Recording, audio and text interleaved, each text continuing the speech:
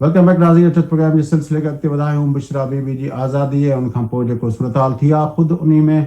जेको आहे van prison van ते जेको हमिलो थियो आहे, उनमें PTI जा 3 MPA समेत केतिरा ई कैदी फरार थी विया आहिनि। त PTI हाणे छा कंदी? बुशरा बीबी पार्टी जी क़यादत संभालींदी। इस्लामाबाद खां हू पिशावर वञी पहुती आहे, जिते हू मोर्चो संभालींदी। पर मर्कज़ जेकॾहिं पिशावर हूंदो त PTI पंजाब जेका आहे, जेका काफ़ी वॾे अरसे खां वठी गैर फ़ाल नज़र अचे थी पई, छाकाणि त जेके बि इस्लामाबाद जे अंदरि धरड़ा इहे थिया, उहे समूरा जेको आहे जेको मामिलो हुयो, उहो पंहिंजो अली अमीन गंडापुर जो काफ़िलो जॾहिं पहुचंदो हुयो, तॾहिं वञी उनमें चयो वेंदो हुयो पंजाब मां के वॾा काफ़िला, के वॾा हू न पिया थियनि। इहो सॼो सिलसिलो किथे वञी दंग कंदो? इन हवाले सां शहर इक़्तिदार छा पियो सोचे? जी एजाज़ अहमद साहब। अच्छा, एक तो वो जो पिछली आप बातें कर रहे थे उनमें बस मुझे 2 जुमले कहने हैं। एक तो ये कि ताली दोनों हाथों से बजती है। जस्टिस काजी ने कोशिश की, लेकिन दूसरी साइड आगे नहीं बढ़ी। और बाकी मामलात में भी आप बस इसी बात को समझें कि डिवाइड खत्म करने की भी कोशिश की, आइन कानून की भी बात की, वो आपकी बात ठीक है, इंसानी हुकूक वाली। अब जहाँ तक ये जो पॉलिटिकल डेवलपमेंट्स की बात कर रहे हैं आप, तो मैंने खासा इसके ऊपर काम किया। जो मेरी बात समझ में आई है वो यही है कि बुशरा बीबी के साथ एक अंडरस्टैंडिंग कह लें, सेटलमेंट कह लें, कि उसकी बुनियाद पर उनकी राय हुई कि खातून हैं और उनको उनके खिलाफ कोई मुकदमा भी अब नहीं था। लेकिन उन्होंने रिहाई के मामले में तो ये ठीक है, चले सेटलमेंट भी होगी, उन्होंने यकीन दिला दिया होगा कि मैं खामोश रहूंगी। लेकिन उसके बाद उन्होंने बड़ा सरप्राइज दिया है।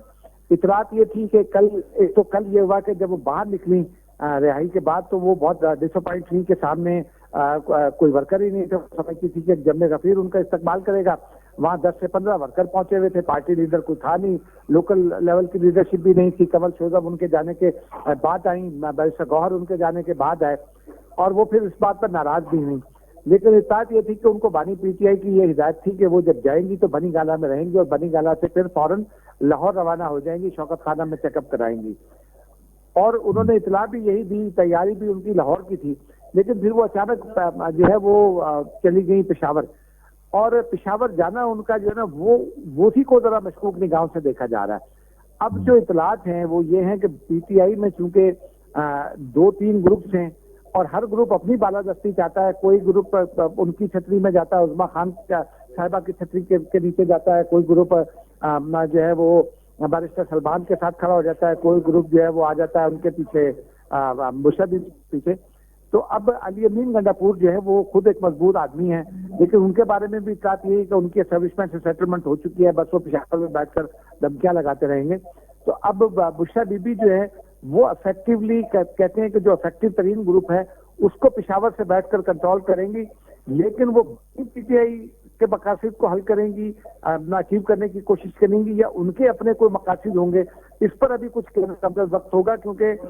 ये अगले चंद दिनों में सामने आएगा या चंद हफ्तों में सामने आएगा। ताहम वो जो इस वक्त इफेक्टिव क़यादत है उस पार्टी की, जो ये कहती थी कि मरूसी सियासत नहीं होनी चाहिए, बानी पार्टी जो कायद है पार्टी के, उनकी बेगम साहिबा वो पार्टी चलाएंगी, और एक ग्रुप हस्बे मामूल लीड करेंगी उनकी बहन, क्योंकि वो भी जो है वो रिहा हो रही हैं। तो यानी अब ये मरूसी सियासत जो है वो PTI में भी दर आई है, और PTI अब 2 वादे धड़ों में दिखाई देगी।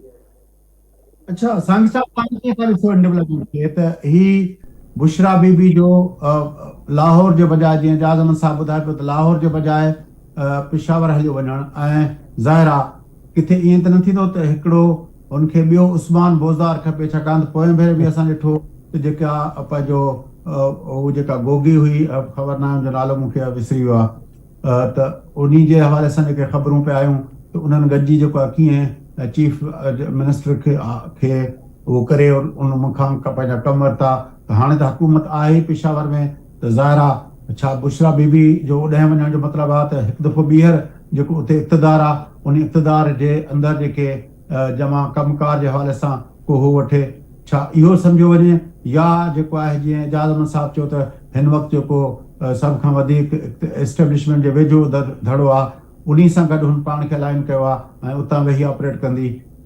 छा सम्झो वञे? असां हिन सॼी शइ खे थोरो, उहो जेका तव्हां ॻाल्हि पे कई, उहो जेका ख़ातून जी गोगी जी या उन कॉन्टेक्स्ट खां रखी करे हिकिड़ो पॉज़िटिवली त भई पॉलिटिकल मूव आहे इन तौर ते वठूं था ऐं पोइ पॉलिटिकल मूव आहे पोइ एस्टेब्लिशमेंट वारे उन सां जेको ग्रुप आहे उन सां गॾु थी बीहे या ॿिए सां पर इहो चङी तरह सां जेको PTI जे अंदरि ग्रुपिंग आहे सो बुशरा बीबी जे ॿाहिरि निकिरण खां पोइ उन में वाज़ह लीका हिकिड़ा बीहंदा त केरु किथे आहे कंहिंखे कहिड़ी साइड वठणी आहे ऐं ॿिए पासे इहो त जेको पार्टी जे अंदरि मर्कज़ी जेका मर्कज़ियत थींदी आहे मर्कज़ी लीडरशिप वारी थींदी आहे न त अॻे त जेको ते आयो हुतां निकिरी चइनि पिया त मूंखे जेको आहे सो हिन असां वरी क़ाइद इहो चई छॾियो आहे मूंखे ई छॾियो आहे उहा हिकिड़ी ॻाल्हि ख़तमु थींदी पर इहो ख़ुदि हिकिड़ो सुवालु आहे जेको एजाज़ बि चयो पए त मोरूसी सियासत हाणे जेके ॿ ख़वातीन हुन जूं आहिनि भेणूं आहिनि उहे उन ऐं बुशरा बीबी हिननि जो पाणत में पॉलिटिकली बि हिकिड़ो जेको आहे सो उहो थींदो मसइलो एडजस्टमेंट कीअं थी थिए अञा हिकिड़ी ॿी ॻाल्हि जेका आई पए उहा इहा पे आहे जेका सोशल मीडिया ते बि आहे एजाज़ साहब खे वधीक शायदि ख़बर हुजे त जमाइमा जेका इमरान ख़ान जी अॻूणी घरवारी आहे ऐं हुनजा 2 पुट जेके हुन वटि आहिनि त उहे बि को पाकिस्तान अचणु पिया चाहिनि त सोशल मीडिया ते इहो पियो हलियो त इहो जेको आहे सो उहा जेकॾहिं हिते अचे थी त उन में हिकिड़ो मसइलो इहो थींदो त उन जे नतीजे में ज़ाहिर त इंटरनेशनल मीडिया इन सॼी शइ खे फोकस कंदी जेको बि PTI चीफ अंदरि वेठो आहे उन सॼे मामले खे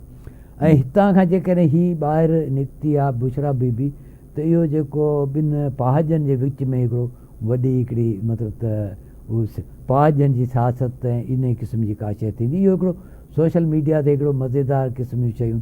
हलनि पियूं उन में को मुमकिन आहे हिकिड़ो वज़न बि हुजे ऐं उन में इहो बि चयो पियो वञे त हीअ जेको इन जे करे ई हिन खे जेको आहे सो छॾियो वियो आहे त हिकिड़ो भली हिकिड़ो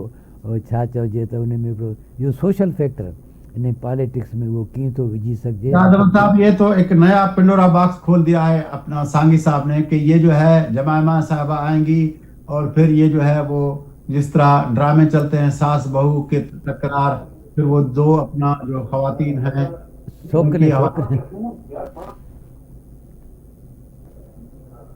जी सर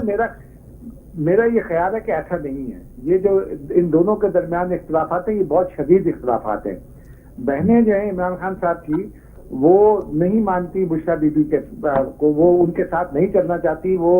और वो ये भी नहीं चाहती कि बुशरा बीबी जो है वो पार्टी में कोई रोल प्ले करे, क्योंकि बुशरा बीबी के हवाले से जो जादू टोने की शोहरत है, जो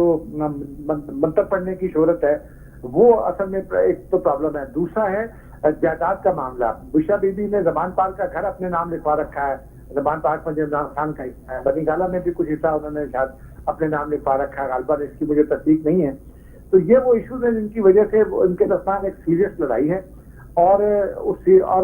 ये समझनी है बहनें कि उनके भाई पर जो मुसीबतें हैं उसमें एक वजह बुशरा बीबी भी हैं। अब ये पता नहीं कितनी हकीकत है, लेकिन ये चीजें भी आगे चलकर खुलेंगी कि क्या पार्टी में यही 2 ग्रुप बनते हैं या ज्यादा बनते हैं, या बुशरा बीबी कहाँ खड़ी होती हैं। लेकिन अभी तक की जो मैंने जैसे पहले भी अर्ज की कि अभी ये देखना होगा कि अली अमीन गंडापुर के साथ मिलकर, क्योंकि अली अमीन गंडापुर को इमरान खान की सरपरस्ती भी हासिल है। अब आगे चलकर इमरान खान क्या रोल प्ले करते हैं, क्या वो कहते हैं, ये भी एक बात समझने वाली होगी। और दूसरी बात ये होगी कि बुशरा बीबी और अली अमीन मिलकर क्या वो इमरान खान की लाइन को आगे बढ़ाएंगे, या जो अली अमीन ने सौदेबाजी की है वो लाइन आगे बढ़ाएंगे, और बैरिस्टर सलमान राजा किसके साथ खड़े होंगे, उनकी लाइन क्या होगी। क्योंकि उनकी लाइन जो है बैरिस्टर सलमान राजा की वो बहुत हार्ड लाइन है, और वो लगता यही है कि वो उस्मा खान साहिबा के साथ खड़े होंगे। उन्होंने एजाज अहमद साहब, इसमें जो दूसरा पहलू है मैं चाहूंगा कि उस पर थोड़ा आप वो राय दें कि जो इमरान खान के बकौल जिस तरह आपने कहा कि बानी PTI ने उनको जमान पार्क में रहने की हिदायत दी थी, तो उससे ये होता कि पंजाब PTI जो थी वो मुतहरिक होती, वो सरगर्म होती, उनकी लीडरशिप आती, उनसे मुलाकातें होती, मोबिलाइजेशन होती। लेकिन अगर पेशावर चली गई हैं तो मतलब है पंजाब PTI जो है वो अब भी उसी तरह रहेगी, उसके जो अपना मुख्तलिफ ग्रुप हैं, जो उसके अंदर अपना वीकनेसेस हैं, वो पंजाब PTI मुसलसल नजरअंदाज हो जाएगी। आपको लगता है कि इसके पीछे क्या सबब है? तो ये क्या मरियम नवाज साहबा को एक स्पेस दिया जा रहा है कि वो वहां पे खुल के खेलें, कोई नून लीग के साथ उसको स्पेस देने की बात है, क्या है वहां पे? जी देखिए ना, यही एक बात सामने आ रही है कि बुशरा बीबी जो है वो एक बहाना ये बनाया गया पीटीआई के जानिब से कि पंजाब में मरियम नवाज है और वो बुशरा बीबी को शायद तंग करती। मेरा मौकफ ये था गुज़िश्ता रोज भी कि अगर बुशरा बीबी को तंग ही करना होता तो फिर कल ही एक नया मुकदमा बन जाता और बुशरा बीबी को बाहर ना आने देते। इसका मतलब ये था कि पंजाब हुकूमत भी लूप में थी, लिहाजा इनका बुशरा का पेशावर चले जाना और खैबर पख्तूनख्वा वज़ीर की अनेक्सी में क़याम करना और फिर आज इजलास बुलाने में इसी बात की निशानी है कि वो खैबर पख्तूनख्वा की तंजीम चूंकि ज्यादा इफेक्टिव तंजीम है उसको वो अहमियत दे रही है, और लाहौर में चूंकि खुद लाहौर में ही 2-3 ग्रुप्स हैं तो उसको उन्होंने छोड़ दिया है। और वजह सिर्फ यही है कि शायद वो उन्होंने जिस तरह से उनकी हुकूमत ने मुखालफत नहीं की, आखिर में जमानत की, तो शायद कोई ऐसी बात हो जिसकी बुनियाद पर यह तय हो कि वो उस धड़े के साथ खड़ी होंगी जो हुकूमत के लिए जरा निस्बतन आसान धड़ा समझा जाएगा। सियासत वो अपनी करेंगी और लेकिन उनका रवैया क्या होगा ये बात तो तय है कि उनके रवैये के बारे में तो कुछ दिन में पता चलेगा, लेकिन ये बात तय है कि पीटीआई पंजाब जो है ना वो इसी तरह धड़ों में बची रहेगी। वो हमाद कुछ जगह पर हमाद अदर कब्जा कर लेंगे। पीटीआई पंजाब मुसलसल नज़र पे थे, उनमें जेके धड़ेबाज़ियां उनके अंदर जेका गैर सरगर्मी नज़र अचे थी पई, जेके गैर फ़ालियत नज़र अचे पई। बुशरा बीबी जे जीअं एजाज़ अहमद साहब ॿुधायो त उनखे बानी पीटीआई जी हिदायत इहा हुई त वञी उहो ज़मान पार्क रहंदी, ज़रा उहा उते रहिया त मुख़्तलिफ़ गिरोह मुख़्तलिफ़ माण्हू उन सां मिलनि हा ऐं उनमें थोरो जान पए हा पंजाब पीटीआई में। उनजे बजाय हुन पेशावर वञणु क़बूल कयो। सबबु इहो ॿुधायो त जेकॾहिं हू ज़मान पार्क रहिया त मरियम नवाज़ हुनखे तंग करे हा, पर जेकॾहिं हू ज़मान पार्क रहिया त ही बि त मरियम नवाज़ लाइ प्रॉब्लम हुजे हा। त इहो छा ॿिन्ही पंहिंजो ख़वातीन जेको आहे विन विन सिचुएशन इख़्तियार कई आहे, हिक ॿिए जो रस्तो में अचण जे बजाय अवॉइड कयो वियो आहे, छा चकर आहे? आउं सम्झां थो त हिन फ़िलहालु त उन में को बि डायरेक्ट जेको आहे सो पंजाब में पीटीआई पंहिंजे पाण खे कॉन्सेंट्रेट न पे करणु चाहे ऐं उन जे लाइ हुन हिकिड़ो ॿाहिरि खां जीअं केपी में वेही करे उतां खां हुनखे कीअं गाइड कजे, कीअं अॻिते हलाइजे। ऐं ज़ाहिर त पंजाब जा जेके बि आहिनि मुख़्तलिफ़ ग्रुप, उन्हनि जे जेके बि लीडर आहिनि उहे हिन सां मुलाक़ात बि कंदा,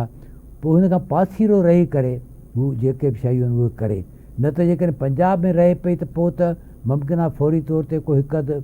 ग्रुप उन जे इन्फ्लुएंस में हली वञे हा या उहो पंहिंजे पाण खे डोमिनेट करे हा, त हिकिड़ी पंहिंजी हिकिड़ी इन पंजाब में जेका बि ग्रुप बंदी आहे उन खां ॿाहिरि रही करे हिकिड़ी इंडिपेंडेंट पोज़ीशन सां हुन इहा ॻाल्हि जेका आहे सा कई आहे जेका हुनखे बहितर लॻी आहे। हाणे पीटीआई चीफ हुनखे जेको बि कयो आहे चयो आहे उन जी मूंखे अंदाज़ो न आहे त, पर आउं सम्झां थो त हिन जो जेको इहो फ़ैसिलो हूंदो इहो को पंहिंजे लेखे हुन न कयो हूंदो त पार्टी जे हवाले सां उते वञी जॻह ॻोल्हियां केपी में ऐं हुनजी जेको CM हाउस एनेक्सी आहे उन में रहंदे करे शयूं कयां त उते हुनखे वधीक फैसिलिटेशन बि थींदी ऐं हिकिड़ी वधीक बहितर पोज़ीशन थींदी। ऐं ॿी ख़ुदि पंजाब जे अंदरि हाणे पीटीआई कीअं बीहंदी, छो त हींअर जेको शयूं थियूं आहिनि उन में त पीटीआई जेका आहे सा उहा बीठी आहे हिकिड़ी केपी के पार्टी जे उन जे तौर ते बीठी आहे न, त हीउ हिकिड़ो अगेन वरी वापसि मुमकिन आहे त पछाड़ी में इहा जेका आहे सा सोढ़ी थी उहा रुगो केपी जी पार्टी वञी बीहे जेकॾहिं लगातार इन ते इहो कयो पंजाब ते हिननि कमु न कयो अथव।